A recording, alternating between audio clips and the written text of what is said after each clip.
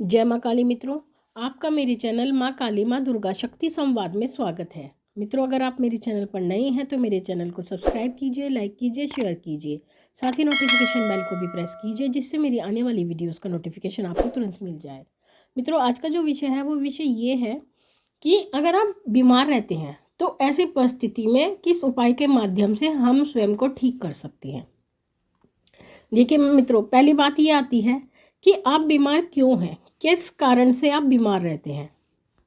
बीमार होने के कई कारण होते हैं, जैसे कि एक सामान्य बीमारी है जिसमें आपको सर्दी जुकाम खांसी हो गया है, चलो कोई बात नहीं, आपने दवाई खाई, आप ठीक हो गए। लेकिन कुछ बीमारियां ऐसी होती हैं जो आपके शरीर में लग गई हैं और आप बहुत इलाज करवाते हैं, इलाज करवाने के बाद में आप ठीक नहीं होते, या फिर आप कभी कभी ठीक हो जाते हो, कभी फिर बीमार हो जाते हो, कभी ठीक हो जाते हो, कभी बीमार हो जाते हो। सबसे पहली बात तो अगर आप बीमार रहते हो और दवाइयाँ कितनी भी खा चुके हो लेकिन उसके बाद भी अगर आप ठीक नहीं होते हो तो इसका सबसे बड़ा कारण यह है कि आपके ऊपर नकारात्मक ऊर्जा का प्रभाव है। इसी कारण से आप ठीक नहीं होते हो, सबसे बड़ा कारण। एक अन्य कारण, जो लोग बीमार रहते हैं, कई बार ऐसा भी होता है कि लोग अपने पितरों की पूजा नहीं करते, यानी पितरों को जो कहते हैं अमावस्या नहीं निकालते, पितरों की सेवा नहीं करते, या श्राद्ध पक्ष अच्छी प्रकार से नहीं करते हैं, तो उनको क्या होता है, उनके पितर परेशान करते हैं। तो वो क्या करते हैं, कभी कभी वो घर में बीमारियां पैदा कर देते हैं, आपके घर में लड़ाई झगड़े पैदा कर देते हैं और मनमुटाव रहने लगता है, और ये एक सबसे बड़ा कारण होता है। साथ ही आपके घर में बीमारी है और बीमारी के साथ साथ आपका मन घर में नहीं लगता है। आपके जैसे जैसे शाम होती आती है आपका मन घर में लगना बंद हो जाता है, यानी आपका मन ऐसा करता है कि शाम होते ही हम इस घर से निकल के कहीं चले, और जब आप अन्य जगह जाते हैं वहाँ पर आपका मन लगने लगता है, घर आते फिर आपका मन खराब होने लगता है। तो इसका अर्थ यह है कि आपके घर में पूरा पूरा नकारात्मक ऊर्जा का प्रभाव है और उसी कारण से आप बीमार रहते हो। आप हजारों डॉक्टरों को दिखा चुके हो, कि कहीं दूर दूर के इलाज करा चुके हो लेकिन सही नहीं होते। तो इसी से संबंधित हमने माँ माई से जो है बातचीत करी, तो माँ ने हमें एक उपाय बताया उन बच्चों के लिए जो लोग बीमार रहते हैं, यानी जो कितनी भी दवाइयाँ खा लें लेकिन वो ठीक नहीं होते हैं। तो महामाई ने उन्हीं के लिए ये उपाय बताया है। उपाय आप हर प्रकार से कर सकते हो, जिसकी जितनी सामर्थ्य है। सामर्थ्य की बात सबसे बड़ी होती है, क्योंकि जब सामर्थ्य होगा तभी कार्य बनेगा। अगर जो हमारा सामर्थ्य नहीं है तो हम एक सीमित मात्रा में ही कोई चीज़ दे सकते हैं, माँ को अर्पण कर सकते हैं। तो इसलिए हमने बहुत माँ से हर तरह से बात करके, क्योंकि जब भी हम कोई उपाय माँ से पूछते हैं तो सबसे पहले हम इस बात का विशेष ध्यान रखते हैं कि सभी बच्चे उस उपाय को कर सकें, कहीं ऐसा ना हो कि जो सामर्थ्य नहीं रखते वो बच्चे पीछे रह जाएं। तो ऐसी परिस्थिति में हमने ये मामाई से उपाय पूछा, तो माँ ने हमें बताया कि जो बच्चे बीमार रहते हैं अगर वो माँ काली के मंदिर में जोत लगवाएं। जोत लगवाने का अर्थ है यानी मंदिर में आप तेल दान करें, यानी सरसों का तेल दान करें। तेल दान करने से आपकी जो व्याधियां हैं, जो बीमारियां हैं, वो रोग हैं, वो आपके दूर होंगे। अब ये बात आती है कि कितना तेल दान किया जाए और कितनी दिन जोत माँ काली के मंदिर में जगाई जाए। देखिए, अगर आपका सामर्थ्य अच्छा है तो जितना आपका भार है उस भार का दशांश आप तेल मंदिर में माँ काली के दान करें, यानी माँ काली के मंदिर में वो जोत जगवाएं उस तेल से। यानी जैसा कि हम आपको उदाहरण के रूप में बता देते हैं, दशांश का अर्थ होता है 10%।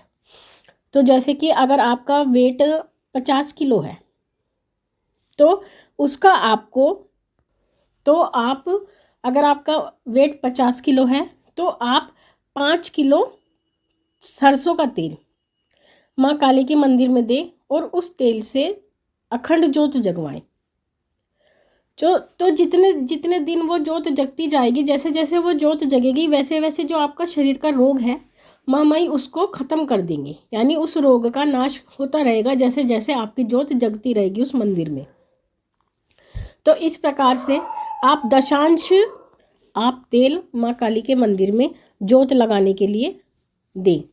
तो इस प्रकार से आप जोत जगवाएं। माँ माई ने चाहा तो जो आपकी बीमारी है, जो आपके शरीर का कष्ट है माँ माई उसको अवश्य ही दूर करेंगी। साथ ही ज्योत जगाने से और भी आपको लाभ होगा। जो आपके शत्रु हैं, अगर आपको दुश्मन परेशान करती हैं तो दुश्मन का शमन माँ काली करती हैं, क्योंकि शत्रुओं के नाश के लिए ही माँ काली ने रूप धरा था। तो जब आप माँ से आराधना करती हो तो माँ के जो प्रभाव होता है पूजा का वो ये होता है कि माँ जो आपके शत्रुओं का शमन है वो स्वतः ही कर देती हैं, यानी आपके शत्रुओं को शांत कर देती है। हम ये तो नहीं कहते कि शत्रुओं का संहार कर देती है, यानी उनकी बुद्धि ऐसी कर देती है कि वो आपको परेशान नहीं करते। क्योंकि महामाई से हम ये तो नहीं कहते कि किसी का बुरा करो, बस महामाई सबको सद्बुद्धि दे, क्योंकि जो कुछ भी है इस संसार में बुद्धि का खेल है। अगर आपकी बुद्धि सही जगह से चलती है, सही मार्ग पर चलती है तो आप अच्छा काम करते हैं, गलत मार्ग पर चलती है तो आप गलत काम करते हैं। तो केवल बुद्धि का ही खेल है, इसलिए यही हम कहते हैं माँ माई से कि सबको सद्बुद्धि प्रदान करे, आपके शत्रुओं को भी सद्बुद्धि प्रदान करे, जो वो आपसे शत्रुता ना रखें।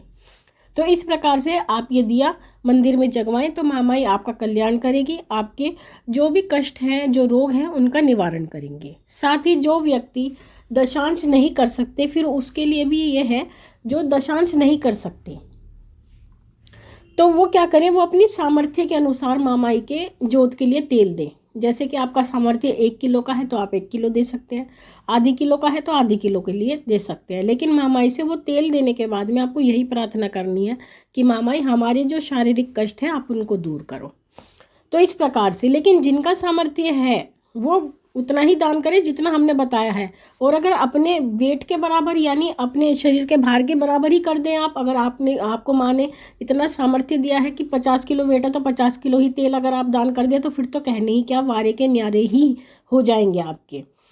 तो इस प्रकार से आप माँ की जोत जगवाएं, माँ माई आपका कल्याण जरूर करेगी और आपकी जो भी परेशानियां हैं माँ माई उनको दूर करेंगी।